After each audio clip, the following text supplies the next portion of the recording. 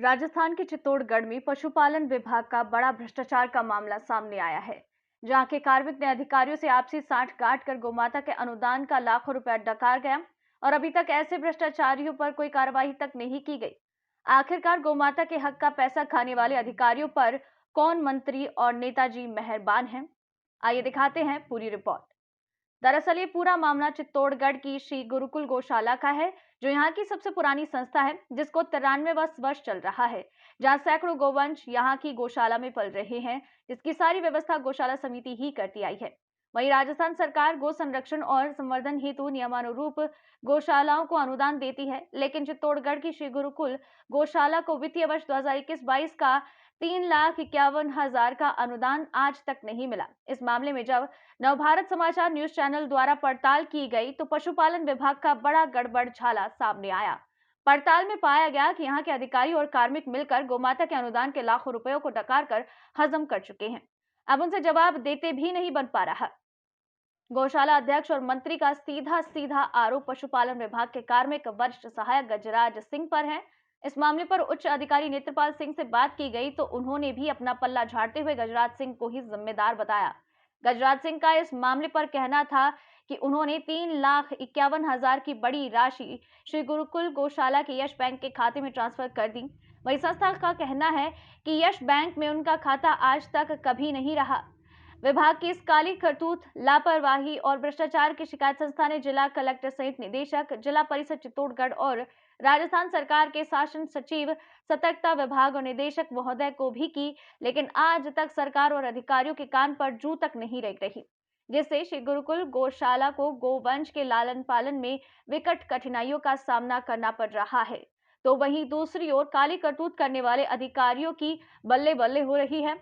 अब सवाल ये उठता है कि गौ माता के अनुदान का लाखों रुपया डकारने वाले इन अधिकारियों को किन मंत्री और नेताओं का संरक्षण प्राप्त है और सभी दोषों पर आखिरकार कब कार्रवाई होगी? नवभारत समाचार राजस्थान से दुर्गेश कुमार लक्षकार की रिपोर्ट। रेडी।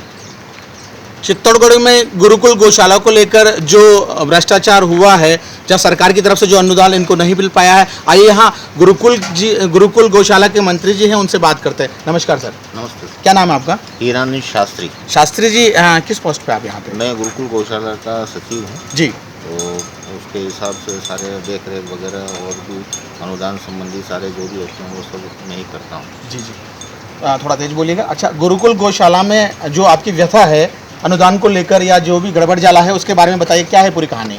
हमने नवंबर 2021 से मार्च 2022 तक का 5 महीने का जो आवेदन था जी, वो हमने ऑनलाइन भरा था। तो उसमें हमने जो है कि अपने भारतीय स्टेट बैंक के खाते का जो है सारी डिटेल वगैरह दी थी, कैंसिल चेक वगैरह दिए थे। और जब हमें ये मालूम पड़ा जून महीने में कि इसका सैंक्शन हो गया है और हमें खाते में पैसा नहीं आया है, तो हमने संपर्क भी किया जी। तो उन्होंने यही कहा कि अभी 10 दिन 15 दिन में लोगों के खाते में आ जाएगा, तो आपके भी आ जाएगा। तो हम शांत बैठे रहे। और ये जो गौशालाएँ हैं, ये सारी गौशालाएँ राज्य सरकार के अनुदान से ही संचालित हो पा रही है। बाकी तो बड़ी दयनीय स्थिति है, जैसे अभी आवारा पशु बहुत घूम रहे हैं और भी गौशालाओं को जो है कि पैसे की कमी है। और उस समय लंपी भी रोग आया हुआ था, तो उस समय भी जो है कि हमको इसी तरीके से इन्होंने बड़ा जो है प्रताड़ित किया। और जब हमको ये मालूम पड़ा कि भाई ये जो राशि है ये किसी यस बैंक के खाते में चली गई है, तथाकथित बैंक यस खाते में चली गई है, तो हमने पता भी किया, लेकिन हमें नहीं बताया गया, किसी तरह का कोई रिकॉर्ड नहीं दिया। उसके बाद जब आपका कभी खाता रहा यश बैंक में? नहीं, कभी नहीं रहा खाता, क्योंकि वैसे भी प्राइवेट बैंक में संस्थाओं के खाते जो है बहुत कम खुलते हैं और कोई खोलता नहीं है, क्योंकि ये जो संस्थाएं हैं ये सभी ऑडिट होती है, तो इन सब का जो है हमको रिकॉर्ड मतलब जो ये नेशनलाइज बैंक होते हैं इसी में रखना होता है। तो इस तरीके से हम लोग प्राइवेट बैंक में खाता खोलने के पक्ष में भी नहीं है। दूसरा ये कि उसके बाद हमने वापस अप्रैल 2022 से जुलाई 2022 तक का जो अनुदान का फार्म भरा, उसमें भी हमने उसी बैंक का भारतीय स्टेट बैंक का ही जो खाता था उसी खाते को भरा और उस खाते में वो पैसा आ भी गया। तो उससे जो पहले नवंबर 21 से लेके मार्च 22 तक का जो राशि जो सैंक्शन हुई वो राशि हमें अब तक नहीं मिली। कितनी और राशि लगभग सैंक्शन हुई थी? लगभग 3,51,000 जी। तो वो राशि हमें अब तक नहीं मिली। और हमें यही कहा जा रहा है कि भाई यस बैंक में जो है इसको ट्रांसफ़र किया गया है, तो यस बैंक का हमें आज तक कोई किसी ने रिकॉर्ड नहीं दिया। हमने उनसे ये भी कहा कि भाई यस बैंक में हम जाके जो है कि पता कर लें कि किसके खाते में हुआ है, तो वो भी हमको बताने को तैयार नहीं है। और कोई तो ये पैसा नहीं मिल पा रहा है, तो फिर इसकी वजह से जो हमारे पशुओं को पालने में जो है बड़ी दिक्कत हो रही है। और अब जैसे तैसे हम लोगों से सहायताएं मांग के और जो है कि काम चला रहे हैं। तो इसलिए राज्य सरकार को इस पर हम ध्यान देना चाहिए। जो हमारा पैसा इन्होंने कहीं और किसी खाते में कर दिया तो उसको हमें दिलवाना। यानी आपका ये मानना है कि 3,51,000 जो गौ माता के नाम के जो है कहीं ना कहीं सरकार या सरकार के ऐसे कारिंदे हैं भ्रष्टाचारी जो खा चुके हैं और वो लाभ परिलाभ जो है आपकी गौशाला को नहीं मिल पा रहा है? नहीं मिल पा रहा है, बिल्कुल नहीं। जी धन्यवाद। क्या नाम सर आपका? मेरा नाम आचार्य चंद्रदेव है। जी। मैं श्री गुरुकुल गौशाला का अध्यक्ष हूँ।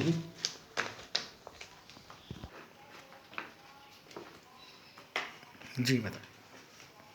पटेल जी, जो आपने 18/10/2022 को एप्लीकेशन विभागीय दी है, जिसके अंदर 21-22 के द्वितीय चरण के लिए अनुदान है तो आपने लिखा है जो आपको प्राप्त नहीं हुआ है, इस विषय में आपका क्या कहना और पूरा मामला क्या है? ये श्री गुरुकुल गौशाला के लिए हमने 21-22 के लिए अनुदान के लिए आवेदन किया था, जो राज्य सरकार द्वारा स्वीकृत हुआ। और स्वीकृत होने के बाद 10 जून 2022 को मेरे मोबाइल पे मैसेज राजस्थान सरकार पशुपालन विभाग की ओर से आया कि आपकी गौशाला के लिए 3,51,000 रुपया स्वीकृत हुआ है। ये मैसेज हमें प्राप्त हुआ। फिर हम 1 महीने 2 महीने तक हम इंतज़ार करते रहे कि हमें ये पैसा हमारे खाते में, जो कि हमने फाइल में स्टेट बैंक ऑफ इंडिया का अकाउंट नंबर आदि दे रखा है पशुपालन विभाग चित्तौड़गढ़ को, और जिसमें कैंसर चेक भी दिया हुआ है, पासबुक की कॉपी भी दी हुई है, लेकिन वो पैसा हमें अक्टूबर तक भी हमें मिला नहीं। इस दौरान हम कई बार पशुपालन विभाग में जॉइंट डायरेक्टर साहब से, असिस्टेंट डायरेक्टर साहब से संपर्क किया। उनके द्वारा हमेशा यही कहा गया कि आपका पैसा बहुत जल्दी मिल जाएगा, एकदम जल्दी प्राप्त हो जाएगा। लेकिन अक्टूबर तक भी जब प्राप्त नहीं हुआ तो हमने अक्टूबर में एक निवेदन भी कर दिया कि भाई इस तरह से हमारा पैसा स्वीकृत हुआ है, लेकिन गुरुकुल गौशाला को ये प्राप्त नहीं हुआ है। अच्छा, जो एक आवेदन में आपने एक अकाउंट नंबर दिया है यस बैंक, क्या आपका कभी यस बैंक के अंदर गौशाला का अकाउंट रहा है? श्री गुरुकुल गौशाला चित्तौड़गढ़ का जब से गुरुकुल स्थापित है 92 वर्ष करीबन हो चुके हैं, लेकिन यस बैंक में न ही कोई सेम बैंक का अकाउंट श्री गुरुकुल चित्तौड़गढ़ का रहा है और न ही श्री गुरुकुल गौशाला का कभी खुला है, कभी नहीं रहा। जब आपने इसकी जानकारी चाहिए तो उन्होंने आपको जो चीज़ बताई है और एट प्रेजेंट में आज दिनांक तक आपको राशि नहीं मिल पाई है? हमें आज दिनांक तक, यानी अभी 2 दिन पहले भी हमने जो एक खाता नंबर दिया है उसकी एंट्री भी कराई है, उसमें अभी तक ये पैसा प्राप्त नहीं हुआ है। में किस किस डिपार्टमेंट के लिए आपने आवेदन प्रेषित किया है कि इस पर कार्रवाई की जाए आपकी ओर से? हमने जब ये 16 अक्टूबर को हमने एक पत्र लिखा, उसके बाद एक कलेक्टर साहब को भी हमने एक पत्र दिया। जब कोई कार्रवाई नहीं हुई तो मैं स्वयं जाके जॉइंट डायरेक्टर साहब से चैम्बर में जाके मिला। उन्होंने ये कहा कि 2 दिन के अंदर आप भिजवा दीजिए पूरी डिटेल और मैं इस पर कार्रवाई करता हूँ। और ये पत्र हमने अभी कुछ दिन पहले ही ये जो डेट है उसमें दिया है, लेकिन उसमें भी कोई कार्रवाई नहीं हुई। और वो हमने राजस्थान पशुपालन विभाग जयपुर को भी कॉपी दी है, सचिव साहब को भी कॉपी दी है, सतर्कता अधिकारी को भी कॉपी दी है, ये सबको हमने कॉपी दी, लेकिन अभी तक वहाँ से कोई महीना भर से ऊपर हो गया है, न कोई जवाब आया है, न कोई कार्रवाई हुई है। अभी कल तक भी हमें ये पैसा नहीं मिला, हम जाके मिल के आए हैं। लगभग कितने रुपए का ये मामला है? 3,51,000 रुपये ये स्वीकृत हुआ था हमारे गुरुकुल गौशाला चित्तौड़गढ़ के लिए, जो कि अभी तक प्राप्त नहीं हुआ। कितना समय हो गया ये पैसा पाने? 10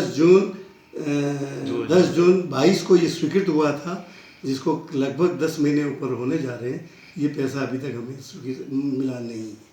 तो जब ये पैसा मिला नहीं तो वर्तमान में भी गौमाता की क्या दशा है, किस प्रकार से आप उसको अब निर्वाह कर रहे हैं? हम गौशाला की जो है बाजार से भूसा आदि खरीदते हैं, डोनेशन से पैसा इकट्ठा करके गायों की सेवा करते हैं, और कुछ गुरुकुल की ज़मीन है वहाँ हरा चारा बो रखा है, उससे सेवा करते हैं।